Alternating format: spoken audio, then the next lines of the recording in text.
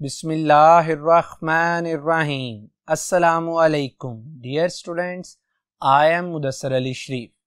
Students, chemistry second year chapter number 2 और आज का हमारा लेक्चर प्रीवियस लेक्चर की ही कंटिन्यूटी है। प्रीवियस लेक्चर में हमने स्टार्ट किया था trends in chemical properties of alkali metals. इसका एक पार्ट हमने प्रीवियस लेक्चर में डिस्कस किया। आज हम बकिया अल्कली मेटल्स की केमिकल प्रॉपर्टीज को डिटेल से डिस्कस करेंगे और एट द एंड मैं आपके सामने हमारी टेक्स्ट बुक में शामिल अल्कली मेटल्स की तमाम केमिकल प्रॉपर्टीज को भी सम अप करूंगा। तो आइए स्टार्ट करते हैं आज का टॉपिक।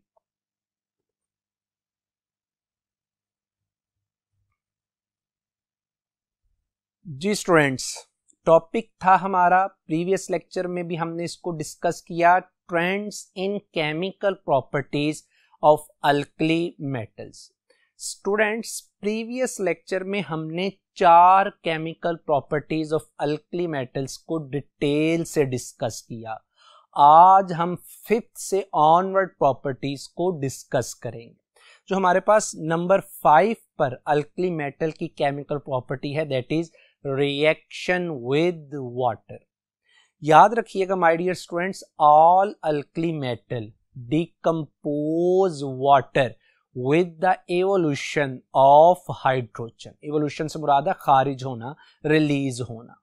मैंने इस लाइन में ये कहा कि जितनी भी अल्कली मेटल्स हैं ये पानी के साथ रिएक्शन करती हैं, वाटर को डिकम्पोज कर देती हैं और इस रिएक्शन के दौरान हाइड्रोजन लिबरेट होता है, खारिज होता है। मैं एक जनरल इक्वेशन भी लिख सकता हूं जिसमें M stands for alkali metal, lithium, sodium, potassium, rubidium and caesium. जब ये वाटर के साथ रिएक्शन करता है तो कॉरिस्पॉन्डिंग मेटल अपने हाइड्रोक्साइड यानी MOH में कन्वर्ट होता है along with the release of hydrogen.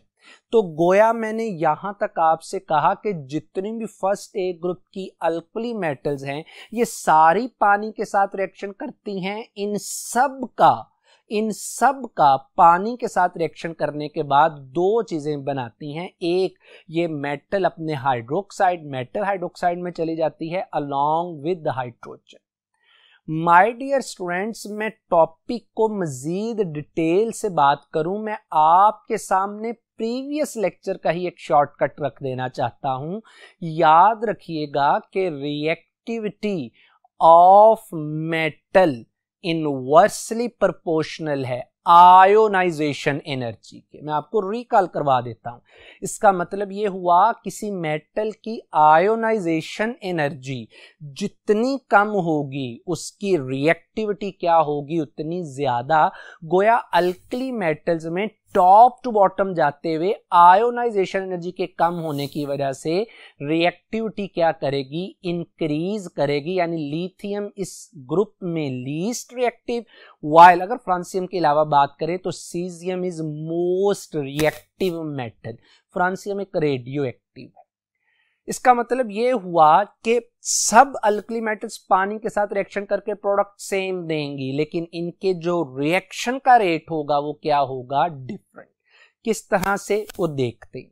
याद रखिएगा कि very rapid and exothermic reaction occur when alkali metal reacts with water. और मैंने पहले भी बता दिया कि ये वाटर के साथ रिएक्शन करके प्रोड्यूस क्या करती है। दूसरी बात याद रखिएगा students, a small piece of lithium, sodium, potassium floated on water. यानी अगर आप स्मॉल पीस लेते हैं लिथियम का, सोडियम का, पोटासियम का और आप इसको वाटर में ऐड करते हैं तो ये वाटर की सरफेस पे फ्लोट करता है, तैरता है। गोया इसका मतलब ये हुआ कि अगर लिथियम, सोडियम, पोटासियम पानी की सरफेस पे फ्लोट करती हैं तो इनकी डेंसिटी पानी की निस्बत कम है। जैसा कि आप टेबल से देख सकते हैं, पानी की डेंसिटी इन तीनों मेटल से ज्यादा है और लिथियम, सोडियम, पोटासियम की डेंसिटी कम है। इसी वजह से इसकी सरफेस पे क्या करती हैं, फ्लोट। और अगर मैं इसी हिस्से को डेमोन्स्ट्रेट कर दूं तो आप देख सकते हैं कि 1 by 1 मेरे पास एक बीकर में मैं पहले लिथियम ऐड करता हूं तो वो भी सरफेस पे फ्लोट करती है, सोडियम ऐड करता हूं तो वो भी सरफेस पे फ्लोट करती है, एंड इसी तरह पोटासियम भी। खैर बहरहाल ये हमारी बुक पे कहता है कि ये स्मॉल पीस क्या करता है, float on water, reacts vigorously to liberate hydrogen along with metal hydroxide। वही बात जो मैंने पहले आपसे कही कि ये पानी के साथ रिएक्शन करके हाइड्रोजन को लिबरेट करते हैं along with metal hydroxide। My dear students, जैसा कि मैंने आपसे पहले कहा कि ये रिएक्शन बड़ा रैपिड होता है और बड़ा एक्सोथर्मिक होता है, गोया इस रिएक्शन में बहुत ज्यादा एनर्जी क्या होती है, रिलीज।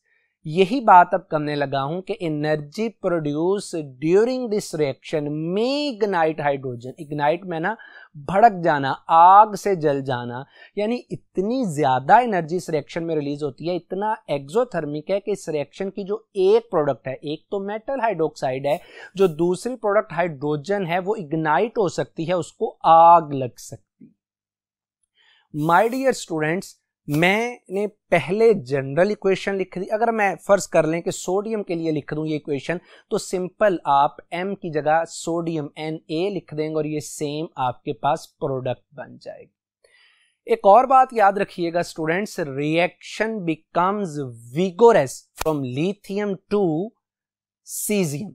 क्यों लिथियम टू सीजियम जाते हुए रिएक्शन विगोरस हो जाता है, उसकी वजह यह है कि my dear students, down the group जाते हुए रिएक्टिविटी क्या कर जाती है, इंक्रीज।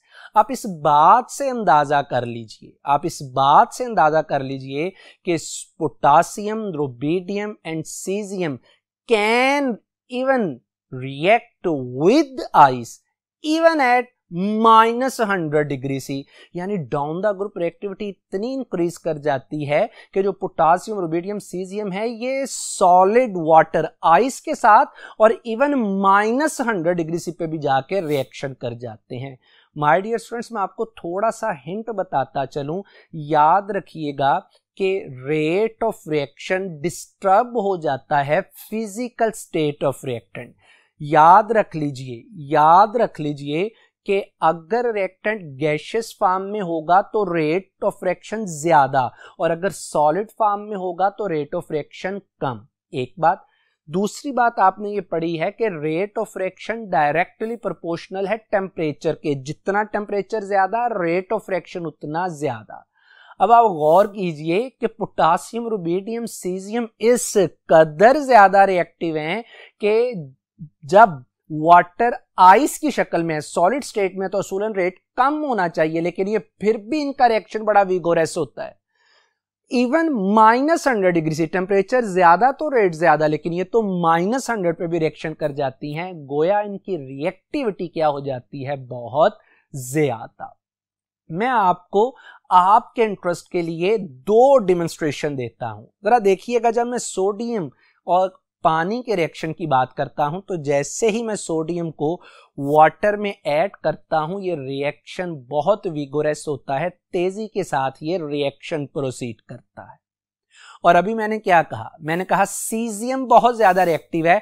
अब देख सकते हैं कि मैं जैसे ही सीजियम को वाटर में ऐड करता हूं, अभी मैं आइस की बात नहीं कर रहा, वाटर में ऐड करता हूं, तो इतना विगोरस रिएक्शन होता है कि जिस बीकर में वाटर में जो है और आपने सीजियम ऐड की, वो बीकर ही क्या हो जाता है, क्रैक हो जाता है, टूट जाता है।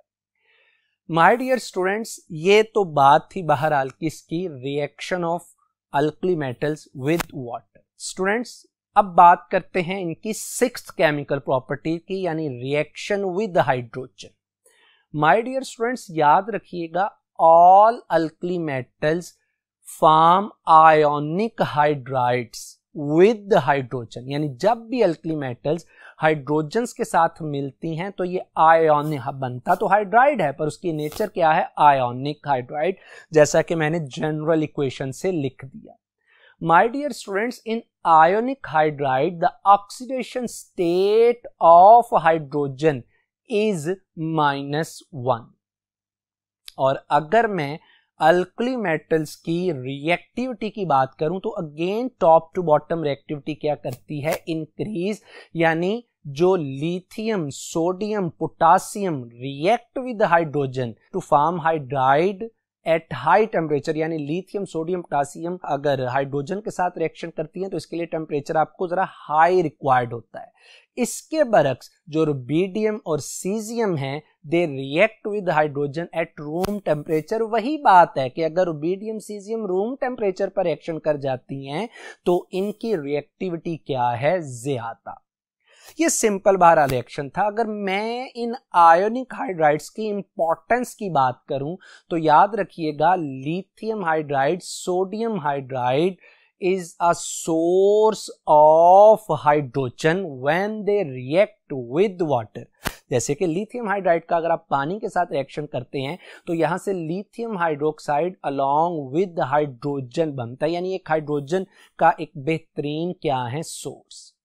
यहीं पे याद कर लीजिए, due to the presence of hydride ion यानी H- ion, alkali metal hydrides act as strong reducing agent, यानी ये स्ट्रॉन्ग रिड्यूसिंग एजेंट के तौर पर काम करते हैं। क्यों? क्योंकि इनमें क्या मौजूद है, हाइड्राइड।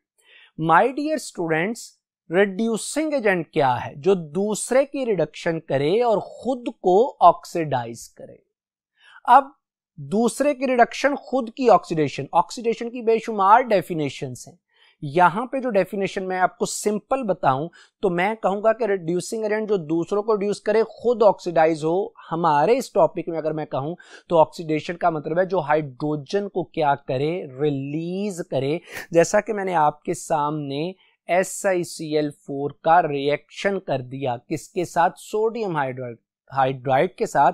इस रिएक्शन में सोडियम हाइड्राइड एक रिड्यूसिंग एजेंट है, यानी ये SiCl4 की रिडक्शन करता है और खुद की क्या करवा लेता है, ऑक्सीडेशन। माय डियर स्टूडेंट्स, आपने पढ़ा है कि ऑक्सीडेशन में हाइड्रोजन निकलता है, इलेक्ट्रॉन निकलता है, ऑक्सीजन ऐड होती है। इस रिएक्शन में जरा गौर कीजिएगा, सोडियम हाइड्राइड से हाइड्रोजन निकली तो इसका मतलब है इसकी क्या हो गई, ऑक्सीडेशन। जबकि SiCl4 में जब ये रिएक्शन होता है तो Si में H ऐड हो गया, मतलब इसकी क्या हो गई, रिडक्शन। गोया इसमें हाइड्राइड एक रिड्यूसिंग एजेंट के तौर पर काम करता है। मैं आज आपको ये बात भी बता दूं आपके इंटरेस्ट के लिए कि आप हमेशा कहते हैं कि हाइड्रोजन का निकलना ऑक्सीडेशन है। आखिर किस हाइड्रोजन का निकलना ऑक्सीडेशन है? याद रखिएगा कि ये वो हाइड्रोजन है जो किसी स्पेशीज से निकलें तो उसकी क्या हो जाती है, ऑक्सीडेशन। और ये वो हाइड्रोजन है, यानी H+ अगर निकले तो हम कहते हैं कि उसकी ऑक्सीडेशन नहीं हुई। ऑक्सीडेशन उस वक्त होगी जब H- निकल जाए, जब H2 निकल जाए, जब H निकल जाए।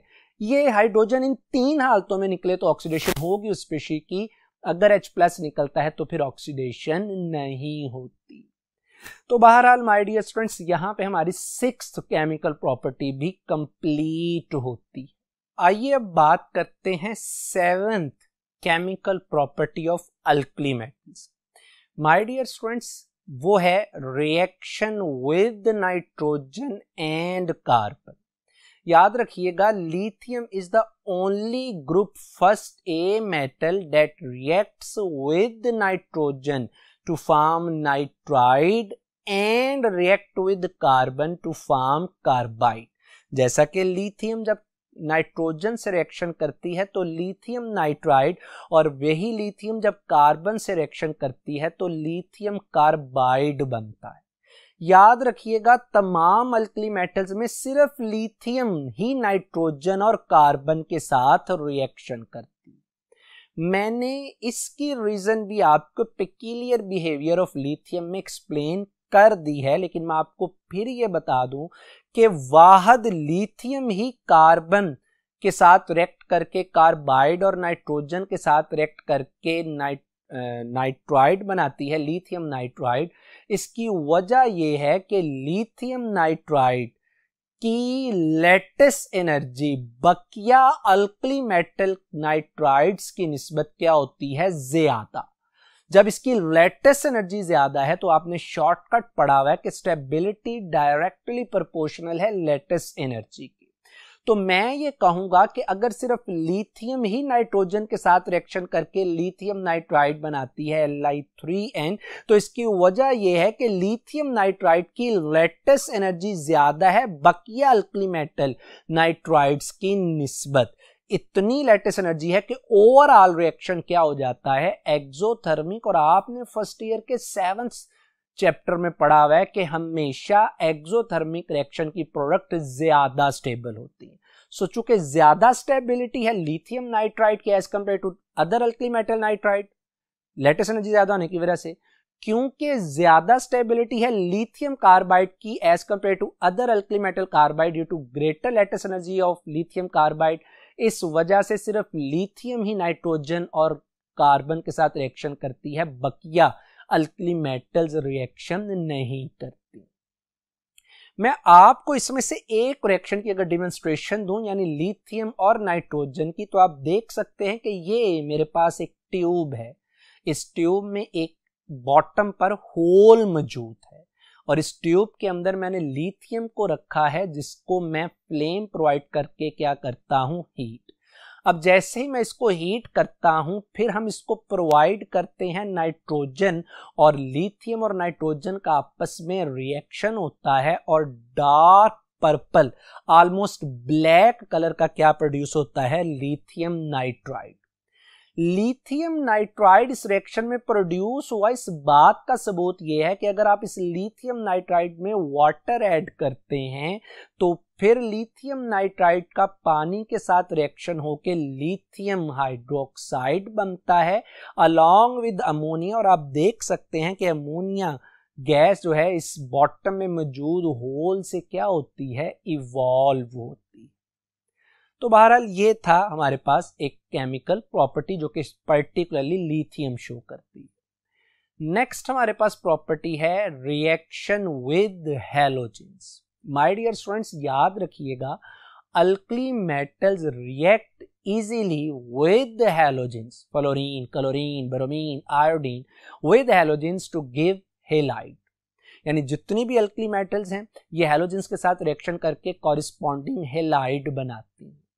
अगेन बात वही है कि डाउन द ग्रुप जाते हुए अल्कली मेटल्स की रिएक्टिविटी इंक्रीज करती है, यानी लिथियम लीस्ट रिएक्टिव और सीजियम मैक्सिमम रिएक्टिव है।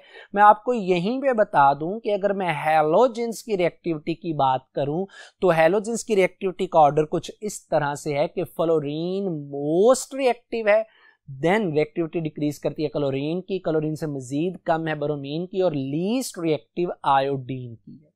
इसकी वजह भी हम इंशाल्लाह चैप्टर नंबर 5 में पढ़ेंगे। ऐसा इस वजह से है कि फ्लोरीन की bond energy is less than chlorine and bromine, जैसा कि आपके सामने मैंने टेबल रख दिया, और आपने पढ़ा है कि बॉन्ड एनर्जी का डायरेक्ट रिलेशन होता है बॉन्ड स्ट्रेंथ के साथ। तो चूंकि फ्लोरीन में FF के दरमियान में बॉन्ड वीकर है जिसकी वजह से इसकी रिएक्टिविटी क्या हो जाती है, ज्यादा। और अल्कली मेटल्स का तो बहरहाल मैं आपको बता चुका। याद रखिएगा lithium and sodium react slowly with chlorine at room temperature. Lithium और सोडियम स्लोली रूम टेम्परेचर पर क्लोरीन के साथ रिएक्शन करते हैं। इसी में एक और बात याद रखिएगा कि molten sodium burns with yellow flame in chlorine atmosphere to form sodium chloride. जैसा कि आपके सामने मैंने इक्वेशन भी लिख दी कि जब 2 यूनिट सोडियम के रिएक्ट करते हैं क्लोरीन के साथ तो बनते हैं 2 यूनिट सोडियम क्लोराइड के, which is white in colour. और माय डियर स्टूडेंट्स, अगर मैं इसी ग्रुप में बॉटम पर बात करूं, potassium, rubidium, caesium, they react with halogen vigorously to form the halide, corresponding halide, यानी पोटासियम हेलाइड में रुबिडियम हेलाइड में चला जाता है। गोया तमाम मेटल्स हैलोजेंस के साथ रिएक्शन करती हैं अल्कली मेटल्स, और रिएक्टिविटी डाउन द ग्रुप क्या करती है, इंक्रीज। इनमें से आपके सामने अगर मैं एक डेमोन्स्ट्रेशन रखूं जैसे reaction of sodium with chlorine की, तो आप देख सकते हैं कि ये मेरे पास एक फ्लास्क है, इस फ्लास्क में ग्रीनिश कलर की क्लोरीन मौजूद है और इस फ्लास्क के बॉटम में मैंने सैंड रखी है, क्योंकि ये रिएक्शन बड़ा विगोरस होता है। ये रिएक्शन में फ्लास्क ना डैमेज हो, ये कंडीशन कंट्रोल्ड रहे, हम इसमें सैंड को रख देते हैं। फिर हम क्या करते हैं, एक सिरिंज के जरिए से इस फ्लास्क के अंदर ऐड करते हैं किसको, सोडियम। सोडियम को ऐड करने के बाद रिएक्शन को इनिशिएट करवाने के लिए हम few drops of water add करते हैं। जैसे ही वाटर सोडियम पर गिरता है विगोरस रिएक्शन होता है और रिएक्शन होने के बाद हमारे पास व्हाइट कलर का सोडियम क्लोराइड प्रोड्यूस होता है। माय डियर स्टूडेंट्स, मैंने आपके सामने टेक्स्ट बुक के मुताबिक ये रिएक्शन कंप्लीट कर दिया, लेकिन मैं आपको एक और यहाँ पे बात क्लियर करना चाहता हूँ, क्योंकि आप सेकेंड ईयर के प्रैक्टिकल्स को जब आप परफॉर्म कर रहे होंगे तो आपका एक हिस्सा है प्रैक्टिकल का साल्ट एनालिसिस। साल्ट एनालिसिस में आपको अननोन साल्ट दिया जाता है और आपने एसिडिक और बेसिक रेडिकल को आइडेंटिफाई करना होता है। बेसिक रेडिकल को आइडेंटिफाई करने के लिए डिफरेंट टेस्ट हैं, जिनमें से एक टेस्ट आप परफॉर्म करते हैं फ्लेम टेस्ट, और फ्लेम टेस्ट डिफरेंट मेटल्स देती हैं। मैं यहां पे बात करूंगा lithium, sodium, potassium. Flame test में आप करते क्या है, बेसिकली जो भी अल्कली मेटल का साल्ट दिया गया होता है आप उस साल्ट का पेस्ट बना देते हैं, किसके साथ, हाइड्रोक्लोरिक एसिड के साथ। तो वो जो साल्ट में मौजूद अल्कली मेटल है वो हाइड्रोक्लोरिक एसिड में मौजूद क्लोरीन के साथ अटैच हो जाती है, यानी हर अल्कली मेटल अपने कॉरिस्पॉन्डिंग क्लोराइड में कन्वर्ट हो जाती है। फिर हम क्या करते हैं, ये जो पेस्ट है इस पेस्ट को प्लैटिनम वायर यानी क्रोम वायर, जो कि आयरन की एक अलाय है, हम प्लैटिनम वायर यानी क्रोम वायर कोई भी लेके हम उसका एक लूप बना लेते हैं और लूप के टॉप पर, टिप पर ये पेस्ट रखते हैं। इस पेस्ट में अल्कली मेटल अपने क्लोराइड में कन्वर्ट हो चुकी होती है, और जब हम इसको बर्नर में हीट करते हैं तो यहां से एक पर्टिकुलर कलर प्रोड्यूस होता है। इस कलर के लिहाज से हम मेटल यानी बेसिक रेडिकल को आइडेंटिफाई कर सकते हैं। मैंने आपके सामने ये बता दिया कि लिथियम के केस में ये कलर कौन सा आता है, सोडियम के केस में कौन सा है, पोटासियम के केस में ये कलर कौन सा है। ये आपके बिल्कुल सामने चीजें रखती। ये बात करने का मकसद ये था कि ये फ्लेम टेस्ट की बेसिस हैं जो रिएक्शन ऑफ अल्कली मेटल है विद हैलोजेंस। तो बहरहाल माय डियर स्टूडेंट्स, बढ़ते हैं हम नेक्स्ट केमिकल प्रॉपर्टी की तरफ, और ये आज के लेक्चर की लास्ट प्रॉपर्टी है रिएक्शन विद सल्फर।